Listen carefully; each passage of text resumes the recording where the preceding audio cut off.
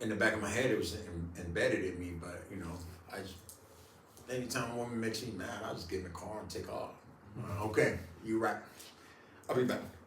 Want something from the store? Right. Nah, I'm talking to you. I'm trying to defuse it. You want to keep ranting on? You know, so me, I'm like, I'm taking off. You know, the reason why is because space does a lot of things. When you give your partner a space and you just take off, you're not gonna, you know what I mean?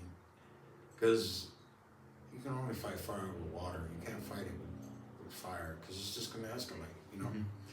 But being through the path I took, you know, they said a hard head makes you soft fast. You know, I ain't soft. I'm just more seasoned than other people. I've been around a lot of darkness. It didn't take. It probably took.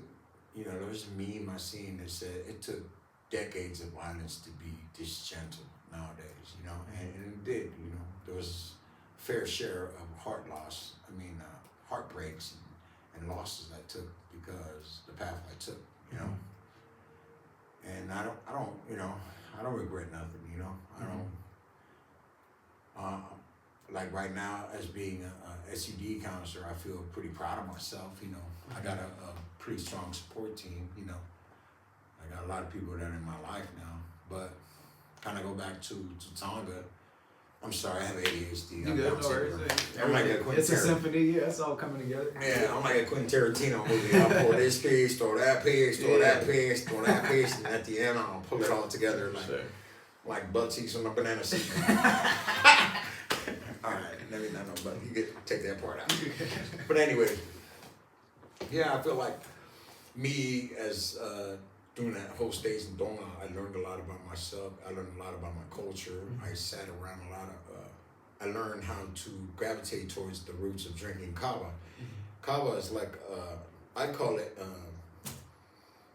it helps me like cope. And it's not a drug, it's not an alcohol. Some people sort of deem it bad, but a lot of veterans use it for, excuse me.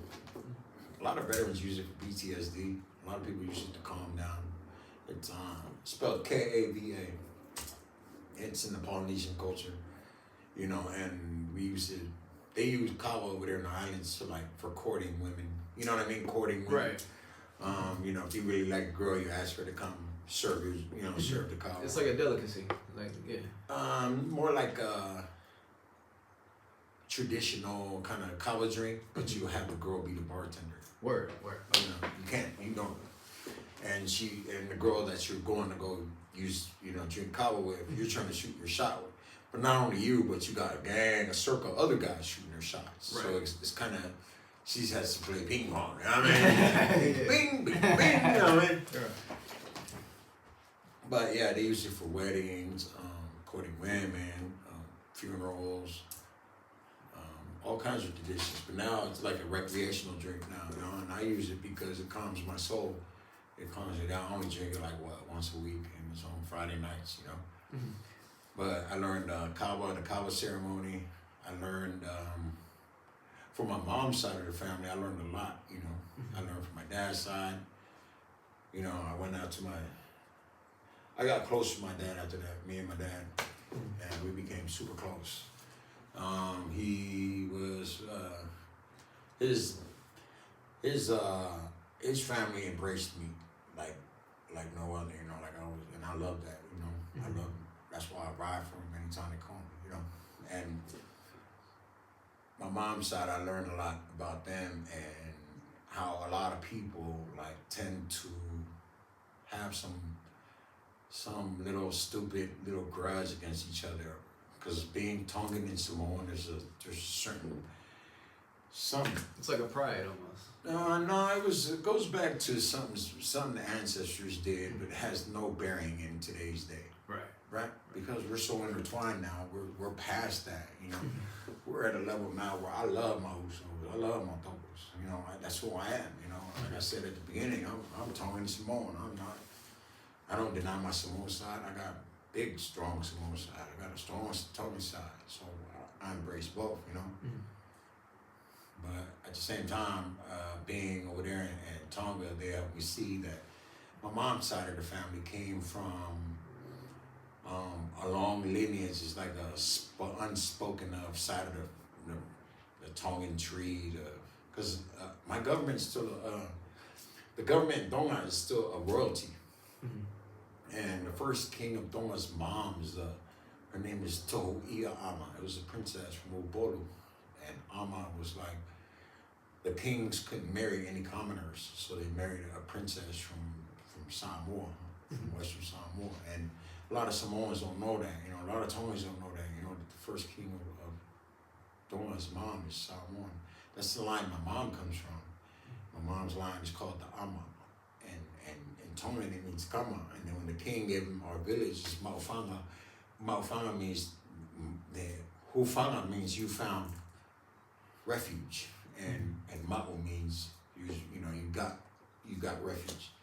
So my mom's village is not too far from the palace, and by the main capital of Tonga, and that's Nuku'alofa.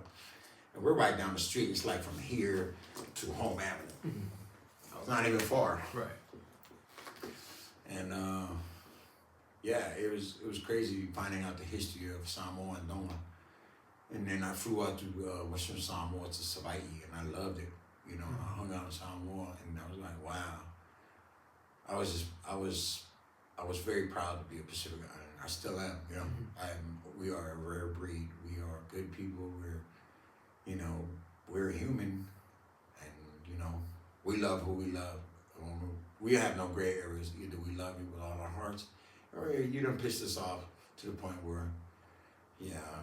Anyways, we're just like any other human, you know? Right. But kind of come back to where I kind of grew up in Tonga. I kind of realized that I got deep roots in there, you know? And I love my culture because we love unconditionally, you know? And Tonga was like a eye-opener for me because that's the only world I've ever been to where on Sundays, everything is closed, bro. Even Samoa, Western Samoa and Savai'i, when I went there, everything is closed, bro. Only thing open is churches. No stores are open. Only thing probably unknown is probably like the bakery at night, but everything is closed, bro. There's no stores, there's no loud music playing on the streets like here in America. There's none of that, bro. Now, when I was in Tonga, we got pulled over. Shout out to my Toko Visis, Big C9. Yeah, anyways, we got pulled over playing loud music on a Sunday. Cop asked us to step out the vehicle. We step out the vehicle. This dude pulls out a nightstick that smashes out the whole system. He says, okay, you guys can go. Get back in the car. This dude put a nightstick, put a hole on every speaker, you know what I mean? Yeah. So that's how serious they are there about the, you know, when the king gave Tonga to God, he really gave it to God. There was no, on Sundays, it's really like a ghost town. You gotta go shopping on Saturday night to fill up your fridge and do all your errands, so you don't have to go Sunday. So that's what I respect about our cultures. We really, seriously honor God, And in the mornings, you wake up, the boys would do the umo.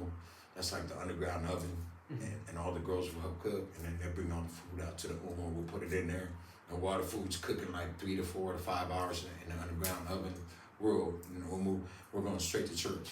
When church comes done, we come, pull that out, pull the food out the ground, eat it. It's a family feast, and then we're watching movies from like 12 midday all the way up to midnight. You know what I mean? Right. And we're just eating snacks. As the time progressed there, I'll be drinking beer, I'll be drinking hard liquor. That's when I fell in love with that alcohol, Johnny Walker. It's like a hard liquor out there. Yeah. Like some, I don't know what it was, I forgot. Red label, blue label, black label. It's real smooth like. But yeah, Sundays are really reserved out there. I really love the islands. I even got land out there, Oh, awesome. I want to take people I love when I get my money right. Everybody, I'm taking them. I want to, also in the mix of building some stuff out there right now. Word. I have a friend, she's flying out there, cause kind of fast forward to today, there's a bad meth epidemic now. Yeah, meth is out there now. Damn. So yeah, I said, how you know they on meth? My cousin, right? My mama's sister, she live out there. She goes, The tweakers would climb the tree and wait for you to go to the store in the village. Then they'll climb down the tree and break into your house, and then they leave. I said, man, what you gonna do, man? You know what I mean? Yeah. And then I guess, like, I don't know if it's true, but they said the prisons out there, you get out on the weekends. What? You doing prison time from Monday to Friday, and then they let you out Friday night, and then Sunday night you gotta come back and go back to prison. That's just like a job. That's crazy. Yeah, you know what I mean? I was like, oh, hell no. Nah. But it's an island. What you gonna do? Right. You ain't going nowhere. You know what I mean? Yeah. So, for sure. But anyways, I would say, like, you know, I just, they want me to come out there and help build like a rehab because they're not so big on mental health out there yet because they don't understand the spectrums of it, you know, of addiction and all that. And all of us that been through it out here, we can help you, you know what I mean? You just gotta want the help, you know? You can't just, you know, you can't force feed somebody that, you know, you can lead a horse to water, you can't make them drink. But I see it like, me in the field that I'm at now, being a substance use disorder counselor and trying to get AOD certified, I feel like I'm trying to counter all my karma from, you know, all the bad stuff I did in my coming up. I finished, my first half of my life was crazy. Second half of my life, I want to give back. I want to right my wrongs, I guess. I want to be able to, you know, cross some paths, build some bridges that I burned through addiction. I want to be able to, you know, do some things, you know. I just feel like it's a different world now. And, you know, nowadays I love life. I love my family. And it's kind of weird now because a lot of people ask me, why you ain't got kids? You in your 40s. I'm like, bro, I spent half my life in prison, you know? And I don't cry about it, but it's just, I don't want people to look at me weird because I've been in prison half my life. Why I ain't got no kids? Like, that's my excuse, man. You know what I mean? I wasn't in there like being no, right. Yeah, I was no weirdo. I was in there grinding, hustling, politicking. Right. I was in there doing some way out stuff, you know, trying to make money so my family won't send me money in there, you know? But so prison. Tell me about like your first day. Like what's the thought? Like on the wake up, like what's going through your mind? I went to jail for something I didn't do. My whole family knows. You know, all the Crips out here, they don't know what happened to me. Like, you know, the ones that know me know. I went down for something I didn't do. I took the rap because I'm not a rap. The victim pointed me out. And long story short, I think it was the karma I did from getting away with all the other stuff that I did in my teenage years caught up to me when I was 23. Right. So prison was cool. Not cool like cool to go hang out. Right. Nah, hell nah. Hell nah. Don't get that message out there. Prison was like,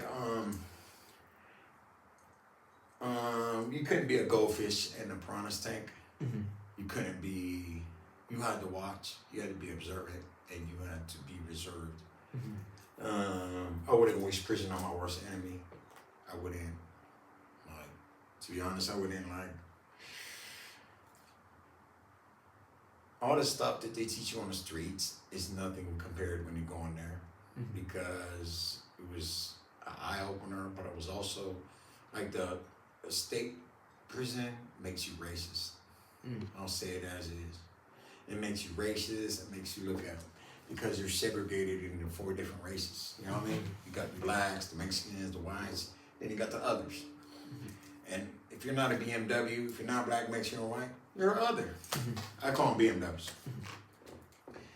And it's kind of me being the other. I got to do whatever I want to do. Because what I mean by that is I could talk to blacks, I could talk to Mexicans, I could talk to whites.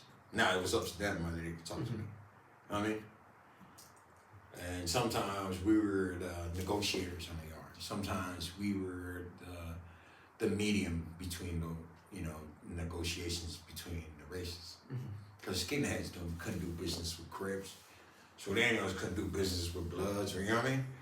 Direct business, you know what I mean? Right. So we would be the kind of guy in the middle, you know? So it was like it was kind of cool, and then being in there, you became to embrace your other brothers. You know, what I mean is the streets teach you to be something like towards a certain demographic of people. Right, like say if you go up with a bunch of Crips and you're out in the Crip, when you come to prison, you have a guy like me walking up to you, be like, "Hey, who do you run with on the streets? Are you a blind? I mean, who do you run with? The Crips, Bloods, SAs, Nathaniels, Bulldog? Who you run with? Are you a skinhead or you a lowrider? What?" And then he would tell me, "Person, I'm a Pyro, I'm a Crip. You go hang out with them. We're gonna leave the porch lights on." And I would have to tell him, like, "Look, man, if anything happens between us in that race, don't be mad when we come after you." And I would have to say it in that real subtle, in a subtle kind of like indirect but nice way of being nice. Because it's the laws of the land. You got to give them and in the other's car, there's no gangbang. There is no, I'm Crip, I'm Blood. So a lot of my Uzos and my Tokos were all from different walks of life. So we ended up becoming like Marines, the few, the proud. We improvise, and we got along with everybody because we could do whatever we want, But it was up to that race to fuck with us. If not, it was cool. We didn't lose no sleep over it, We wouldn't beat up our own people for messing with that race. Sure. Like, but if you did crash us out with that race, and we would warn you, like, "Look, man, you fucked up." We'd send you in that room, and you'd get what you got coming, but not like nothing where we stab you to the extent, you know what I mean? Not like that. It's like just a little DP or we call it DP, which means like you just going in there, just get maxed out for like a good 2 minutes, so you can learn your laws, just learn the ways of the man, And I got DP, I ain't gonna lie, I'm not gonna sit here and say I rode a cool, I was young. Oh, fuck that, I remember we was at Sentinella. I was on PR, and the double duty told me, "Hey, watch the door, I'm gonna make some Pruno." It was 5-gallon, we were cooking prison wine. And it was, prison wine's not made in the toilet. I don't know why people keep saying that. It's not made in the toilet. Topo had he was a good cook. And what I mean by cook is we had this thing called stingers. It's like something you plug into a wall, boils the water. And he was making white lightning. And we took all the, and you would get the fruit. We would collect all the fruits from, during lunch. And it was like fermented oranges or apples. And then once it gets to like a certain texture where it starts becoming rotten and all that, and you strain it, there's some kind of mixture you had. We had 5 gallons of that. And Duty, Topo told me, "Hey, go wash the door." And we had 2 5-gallon buckets.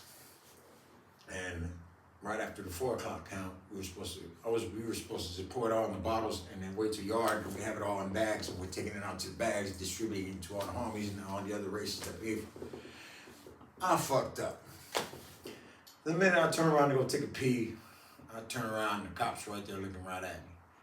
Oh, nigga, damn. He goes, "Crack this here." Boom, cracks it, and my eyes blew up. All right. He didn't write us up. He didn't send us to the shoe. But he said, "Grab me that, those buckets. Pour it in the shower.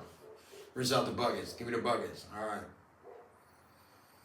And now I got DP for that, And DP was like, it was not nice, but that's why they always tell you got to work out every day. It's mandatory workouts in there. They have signs in prison, state prison, it says no warning shots. No warning shots mean, and then the little parentheses, they'll say, if you are running towards an airplane or aircraft or a helicopter, you will be shot. If you do not prone out when the alarm goes off, you will be shot.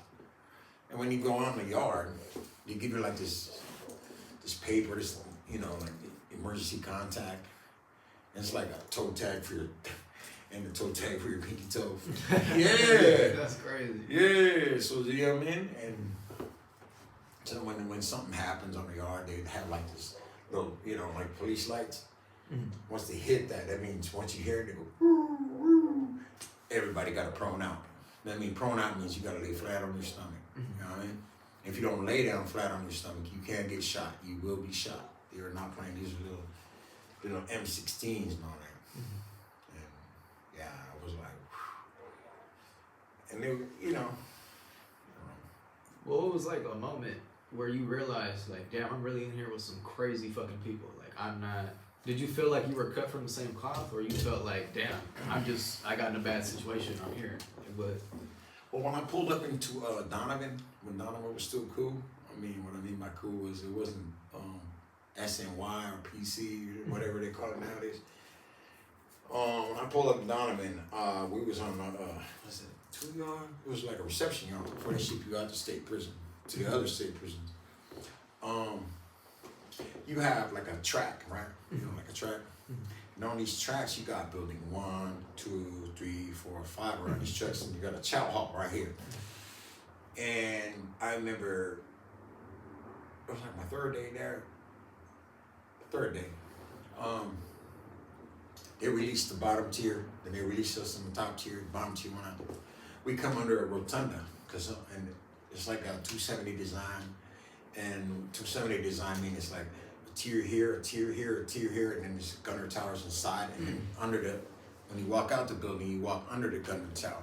So they're watching you all the way, you know what I mean? So you're walking right under the rotunda. And I ain't gonna lie, I remember that, my third day there, I think, dude came out, and I remember there's a gunner tower above the chow hall. And they always say, keep it moving on the track, keep it moving. So I remember these 2 youngsters ran out of nowhere. They were running fast right beside me. And I was wondering why they was running. And they ran, and both of them pulled out these 2, it was like 3 or 4 pencils, and they stuck it in this dude's neck. And they kept walking up to the thing because there was so many people there. And by the time the crowd dispersed, that dude was just on his knees with pencils sticking out. Like a sprinkler, you know what I mean? I sped up, passed those dudes up, and I looked in the back, this dude was laying on the floor, and I was like, damn, that's when I realized, yeah, they don't fuck around. So, like, what was so, I mean, you're in there with fucking, you feel me, gladiators, essentially. So, do you feel, when you go out, do you feel fear? Do you feel like, okay, I need to move correctly, I need to watch these people? Like, what's your daily, like, what's your baseline feeling? When I hit the yard, I watch everything. I watch everything. Body language, I watch the way people move, I watch grouping. Groupings mean, if I see like 15, 20 of one race over there, there's something going on over there. They're not just hanging out to talk about football games. So I'm very observant on things, even up to this day. Maybe I'm institutionalized. Even when I'm out in public, ever since I got sober, I see things going on, clicking on all cylinders, and I see things in a different light. You know what I mean? And it's kind of different now because I see, and I try not to, but I could walk into like a room, or sometimes I'll sit at a restaurant, and I'd be facing the exit. I'd have my back against the wall, and I'd be facing the exit. I'd watch everybody enter the room, watch the body language, whether, you know what I mean? You just gotta read a room, but when you walk onto a yard, you just gotta read the yard. You can't be cool with everybody. You can be cool with everybody, but as soon as, like, that's the thing with prison. It kind of instills with you like a certain, like, I call it like it's almost like a schizo switch, like a schizophrenic switch. What I mean by, like, say me and another dude and that I'm cool with from another race is cool. You know what I mean? And me and my people's getting into with his people's. He has to fire on me. I'm gonna fire on him. So you can't be cool. Like, you can be cool, but you can't be cool. Or if I know something's gonna crack off with them, I would, you know, pull away from a lot of people and just sit back and watch the show, you know. Like 90% of the time, nah, my whole prison sentence, like, yeah, like, only time I got in race ride with it was in county jail, George Bailey. That was it. That's right there across the street from Donovan. And yeah, that was the only time. But other than that, like, prison rides with my race and the other races, no, we were out of the way. We would handle ours before it get that far to the point where, and then I love the fact that our car was so small that we teach all the youngsters, like, look, Here's the main rules: pay your bills. Don't mess with no gays. Do not, don't catch you doing no weird stuff with the gays. Because you did have gays, but then they were like, they kept them away. Like, after a while, they kicked the gays off the yard because they were making that car look bad. So, you don't mess with no punks. No gays. You don't run. If you get high, pay your bills. Be respectful, and have a shadow when you talk to the cops. That means if I'm talking to a cop, I'd have somebody stand next to me, one of my homies, because you don't know what you'd be saying to that cop. You know what I mean? So that was a 4 rules, 5 rules. So while you're in there, like, what means something to you? Like, what's your purpose? Like, what is keeping you going? Like, because you're in hell, obviously. So it's like, what is keeping you going? Like, fuck, how am I gonna get through today? Like, was there something that you looked forward to and you're like, okay, I'm gonna get it regardless? Like, home. for sure. I guess the only hope I had coming was coming home to my house. The simple things. But other than that, it was day by day. Like, I started becoming accustomed to TV shows, and there would be certain TV shows that because you have your own TV in there yourself. So me and my homies would tell me, hey, Kiko, watch this show. Or we'd be out there, we ain't gotta come out to the yard. We just sit in the room and just eat food and then watch movies. You know what I mean? Yeah.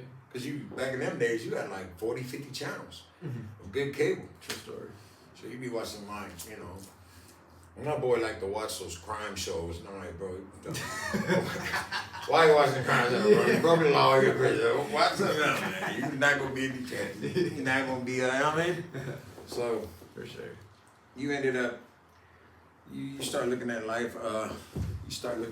Different. I took it day by day. I know it was like a big mountain. What I meant by a big mountain is like, they're 2002. They're like, you're getting out 2010, and you're looking at this mountain like, damn. So I'm sitting there looking at this mountain like, okay, keep it gangster. You know what I mean? Yeah, there was nothing else to You gotta do. keep it, nothing else to do. Keep it gangster. I didn't. One thing about my era is something. Know what you signed up for and don't snitch, because you know what you signed up for when you took the job. You know what I mean? At the same time, you don't really want to be too like involved inside of your head. You don't want to. What I mean is, prison will really break you. If you're not prepared mentally, if you're not sound with yourself, you're not at peace with some of the issues you have inside of yourself, you would die, because your thoughts will eat you up, and then next thing you know, you're hanging from a rope, or you're jumping off a tier, or you know what I mean? Some guys, like one guy, I remember in federal prison, he got a Dear John letter. Dear John letter was like his wife told him, I don't want to be with you no more. I found somebody. Dude read that letter. All of a sudden, man, he wasn't so happy. We still, you can tell the people that are happy all the time. That dude was running full force right off the thing and jumped off the tier. And that dude jumped off the tier, and there's a gang of tails there, man. That is not the way to go out. Nah. He said, fuck you, Charlene. And jumped off the tier like he was gonna die, right? That dude broke his clavicle, broke his head. I'm sitting there dealing cards, and then I was like, he said, fuck you, Charlene. And he hit the tables, and he was right there. I got up, I go, yeah, fuck you, Charlene. Charlene fucked you up. You were there laying down. That's so good, Dilly. But me, I was like a joker in there, I try to find the silver lining in humor. I try to keep things light, because if you take this shit too serious, you're gonna. There's a lot of darkness and a lot of devil. Right. I was gonna ask you about that, because you mentioned racist. It's black, white, Mexican. So is it the same thing with religion? Like, is it the Muslims, the Christians, and then everybody else? Where? I remember my mom gave me the best advice I've ever heard in my life. She said, remember in life, stay away from politics and stay away from religion.